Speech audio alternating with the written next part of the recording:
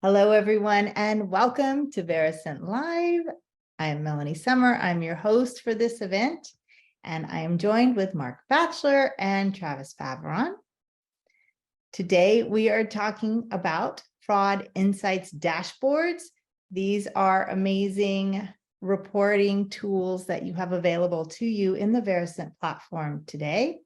And they really do make it effortless for you to identify and prevent fraudulent activity in your online accounts. So before we begin, though, we have a few housekeeping items to cover. I want to make sure that you know your microphones are already set to mute. And if you have any questions along the way, please put them in the chat box at the bottom, and we will have a special Q&A at the very end of this session. We are recording this webinar, and so it'll be available to you on our website, and we'll send an email to you at the end of the session, so you can watch it as many times as you wish or share with a friend. So enough of that. We're excited that you're here today, and I'm going to go ahead and turn this over to Travis to give us the introduction. Awesome. Thanks, Melanie. I will do a few slides here. I promise it's not a dissertation, and then we'll get into a live demo. So we're going to talk broadly about what the fraud insights dashboards are. Melanie alluded to it. I'll give a few kind of tips and tricks on how to make the most of those dashboards, and then Mark's going to actually show you what the dashboards look like in the product with some example data, how you can take advantage of them. So the dashboards. There's a variety of them. You can see some kind of screenshots here. Everything from a fraud overview dashboard, where we show you at a high level across your entire workspace what types of fraud are in your user community, the different labels that have been found, the different risk signals, to detailed dashboards for each of the major fraud labels that we automatically assign as we detect things, to see the makeup of users or prints that are labeled that way. So you can see common risk signals or different elements that you may want to build rules around to defend yourself against those types of fraud beyond just using the label in the rules system. A few things to keep an eye out for as Mark goes through the demos. One, these label-specific dashboards are great because they do allow you to dig in to that specific type of fraud directly. We have a really helpful, handy feature where when you're looking at those detail-specific dashboards, you can see accounts that are labeled that particular way and jump directly from this dashboard view into the Signal Print Graph Explorer, as we've talked about before, to go even further on how that particular user might be connected across your user base. You can watch trends over time. That's a nice helpful thing to see, kind of are you actually succeeding in combating against some of this fraud, to see if they're still coming back and making it through the system and getting labeled. And then a nice little handy feature, there is a part of the overview dashboard that just is a helpful way to know if the system is running. It'll tell you the last 100 events that have been received, or 100 actions that have happened rather. And you'll be able to see, as the API is evaluating things, as events are coming in, you see those happening and know kind of there's a heartbeat of the connection is good between your app and Verosint. Without further ado, then I will turn it over to Mark to go through the live demo. Mark, take it away. Will do. Thanks, Travis. No more ado. Here we go. Just to validate, you can see my screen okay? Okay. Yes. So before I jump into the dashboards completely, I did want to mention, for those of you that haven't seen a couple of our previous Verosint Live events, in those events, we actually went through Signal Print. We've gone through the rules engine. We've explained some of the pieces that are really sort of prerequisites for getting the fraud dashboard and our dashboards populated. So what you're going to see here is we've already integrated something with this, and we are sending in we're sending in events that are getting printed. Signal prints are being created, and these dashboards are created based off of those prints. All right. So the prerequisites are there. Before I jump into the dashboard even further, you'll see that I do have a signal print graph up here and running. These are the events that I've printed for this demo workspace. And the dashboards are actually created off this data, right? So to kind of start off with the dashboards themselves, we've just got our system overview, fraud overview dashboard. In here, as Travis alluded to, you can see the events that have been processed. This is over the last 3 months is what I've got this set to. You can look at 7 days, 30 days, 3 months, or you can set a custom date, and we'll go back as far as you need us to go to, all the way up to when you started printing. And what events, how many were processed, how many unique accounts have we looked at, how many unique prints have been generated, and then fraud signals. So these are the labels that Travis was talking through. We can label accounts that appear to be sharing their accounts. So this is, I'm me, and I give my account to my grandma and my mother and everybody else, and they're all using my Netflix account, for example. So it's a bunch of people sharing the same thing, a bunch of devices or a bunch of prints sharing the same thing.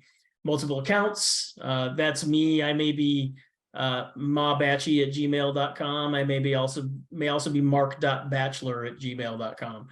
Same person. I'm multiple accounts in that same thing. And then, of course, impossible travel. Impossible travels simply, let's say I was in London, 5 minutes ago, and then now I'm in Chicago.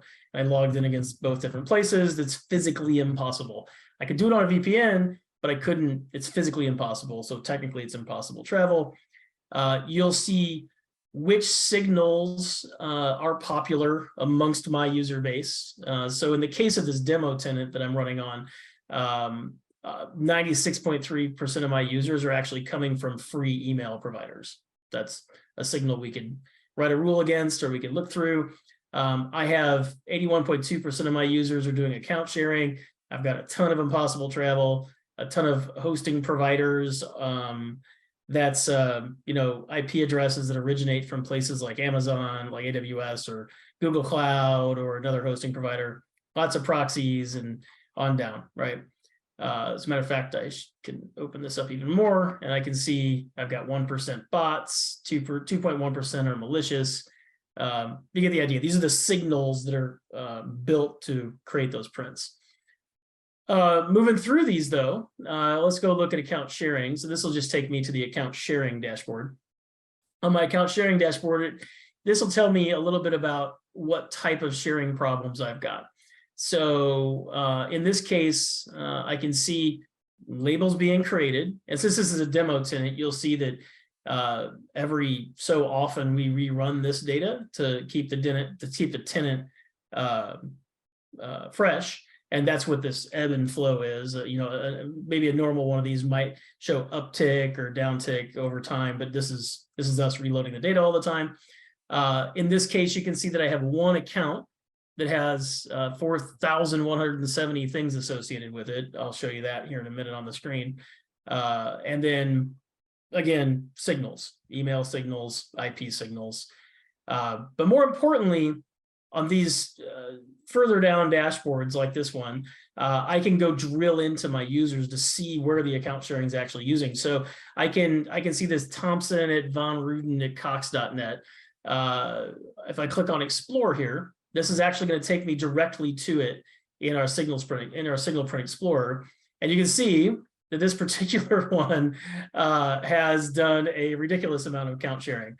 So all of these yellow dots are prints. These are signal prints that we've created as unique identifiers for an account sort of device combination. And the blue box, or the blue circle here, is the account itself.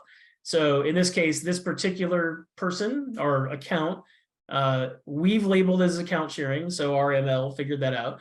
It has some new prints. So they're new in the last, I think it's 30 days or since the last time we saw it.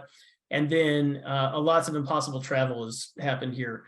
So if I go back here on our filter view, I can filter on, let's filter on impossible travel in general. So we'll filter on this, and let me close that back out. You can see that all the ones that are still highlighted are involved in impossible travel. The ones that weren't devices that, you know, were part of impossible travel for this particular one. Again, we have this in another series, but I can scroll down and see all my IP locations, where they've come from. You know, I can drill into an IP address here and find out as much as I can about it. So this particular one, we know it's hosted, we know it's a proxy, we know it's a known VPN, and we know it's located here. All right.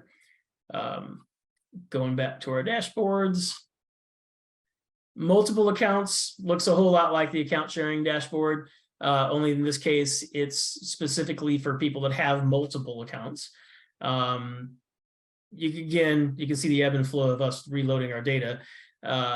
Again, which signals are popular, and then I can scroll through these. I've got 124 of these in particular, but if I want to go look at, I don't know, this person, John Krauser T at hotmail.france, I'll go ahead and drill straight into him.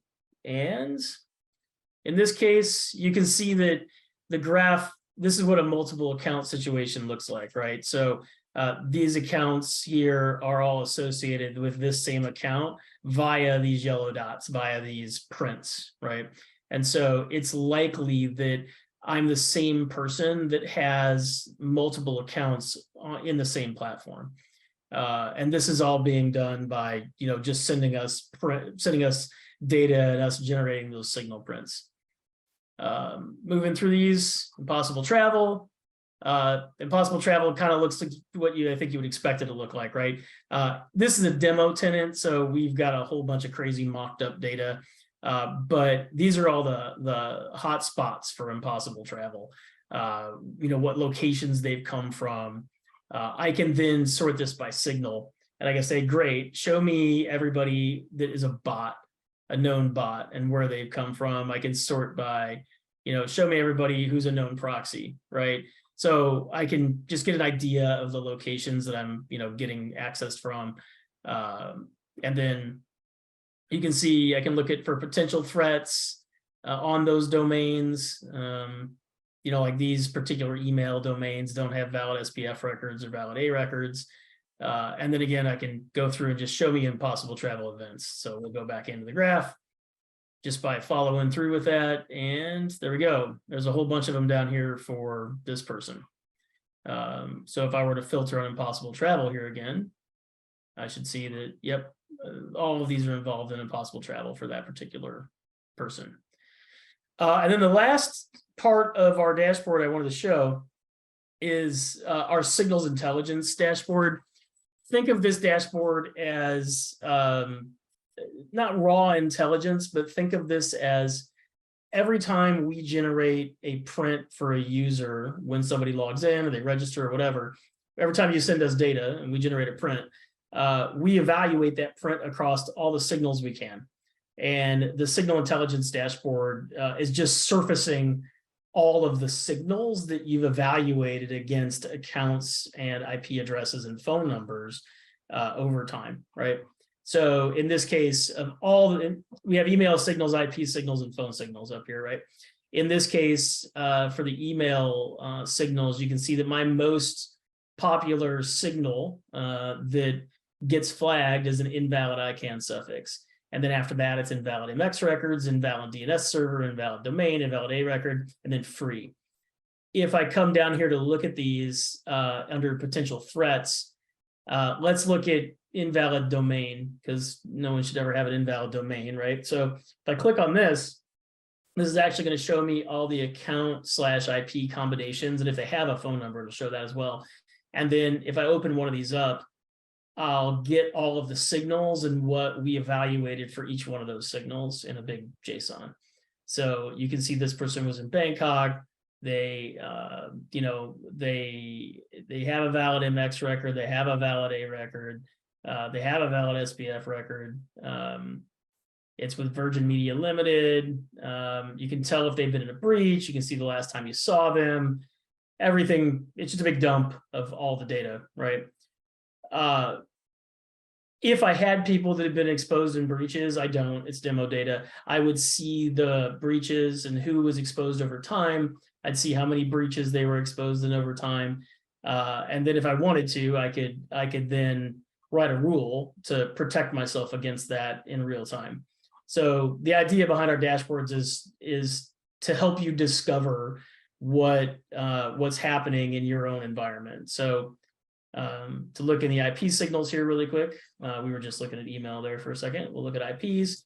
My most popular signal is hosted, meaning, again, the IP address is originating with a cloud provider. So again, AWS or something like that. Next up's proxy. I've got a bunch on deny lists. I've got some VPNs. I've got some known malicious IP addresses, and I've got a small percentage of bots right now. Let's go look at those bots real quick though. So potential threats, bots. We'll pull this up. These are all the bots, the potentially known bots. If I was to look at the IP address, I should get, bot true, right? So to us, this IP address has been labeled and reported as a known bot. So known bot activity has come from it. Anonymity services, that's again hosted proxy, VPN, Tor nodes, that type of thing. So if I look at all my hosted ones, we'll go look at this guy again. Let's see here. So this, uCloud Information Technology Limited. They must be some sort of a hosting provider out of Hong Kong. And so this IP address is coming from there. And a lot of times you'll see people that run bots, they'll do it from virtual machines at cloud hosting providers, and the IP addresses originate within those blocks. That's why hosted is a relatively important one. And again, all the locations to the IPs and my list of internet providers. So the most common one for us happens to be Amazon.com. So if I go look and find everybody that's coming from Amazon.com, I can see these, right? And that's kind of about it at the moment. So I don't have any phone signals in here on this tenant. I may have some on a different tenant, but I don't have any phone signals. For phones, the phone signals will denote whether or not, what the carrier is. Has it recently been ported? What location is it associated to? What region of the world is it part of? So oftentimes you can look at this data and you can say, oh, well, the IP address of the user was from London, but the phone number is registered in Seattle. That might be odd, right? That might be, maybe they're on a voice over IP line. So that's also potentially odd, whether or not it's a wireless or a wired carrier, whether or not it's on a do not originate list, all that gets surfaced here. So the point behind all this is our dashboards are just a way to look at the data and give you some insights into the prints you've sent us, or the data you've sent us that we've printed, and give you places to go look to understand more about your data. We find that most of our customers, before they go and implement rules to start enforcing, automatic enforcement, they'll potentially plug in their platforms into our platform and just start printing users, so that they can then come and look at the dashboards, they can look at our signal print graph, and they can actually look at it and say, you know what, I have different problems than I thought I had. For example, like maybe I thought I had problems with credential stuffing, but it turns out maybe I have a whole lot of account sharing going on, right? And doing passive printing and coming into the dashboards to see what's actually happening, and then looking at my graph is a great way to figure out what rules you should write to do real-time enforcement. And yeah, that's our dashboards. Travis, you got anything you wanted to add to that? Just that these dashboards are something you can actually take advantage of in the free trial itself. So that we have a way where when you sign up for a free trial and get a workspace, you can actually upload data into the tool. It'll analyze it as if you were sending it in real time over the API. And then you can look through the dashboards and the signal print graph itself to see what we would have found had you been sending that in real time. So it's a great way to kind of evaluate and kick the tires, if you will. You also, through that free trial, have access to this, or a very similar demo to this, if this is not the demo, from a data standpoint, where you can poke around and take a peek behind all the numbers for yourself. This is the demo. This is that data. Yeah. Okay. So then this you can go find this workspace in your tenant as a free trial user. Yeah, it's just called Um, Verosint demo. Yeah. Yeah. To All add to right. that really quick, we do have the ability to do the upload. We also have, and we went over this in a different, or we're going over this, I believe. We also have a command line interface that you can use to upload data if you don't want to write directly to the API. So you can generate those signal prints just by uploading the CSVs that contain the right data. And that data is email, IP address, phone number, and user agent. You can upload that data and create those signal print graphs. Yeah, great point. Melanie, do we have any questions from the audience? Yes, so we have a couple questions. The first one is, how can we schedule information into a weekly report for my team? So that is a good question.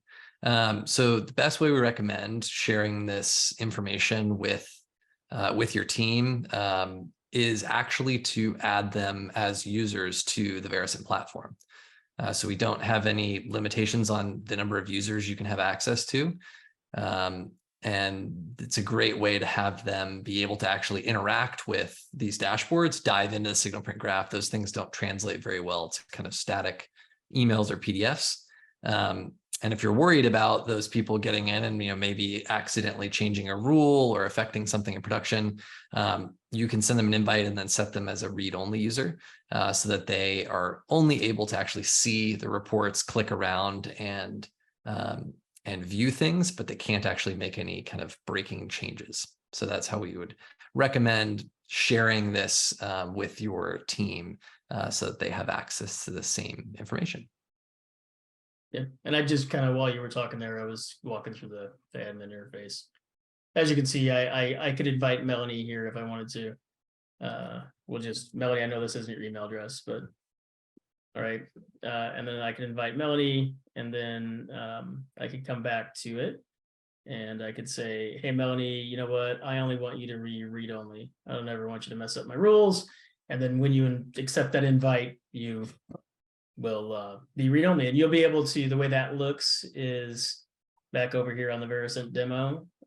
You can see that I have read-only access to this demo environment. So if I go to rules, for example, I can look at them, but I can't actually do anything with them. I can't change them, right?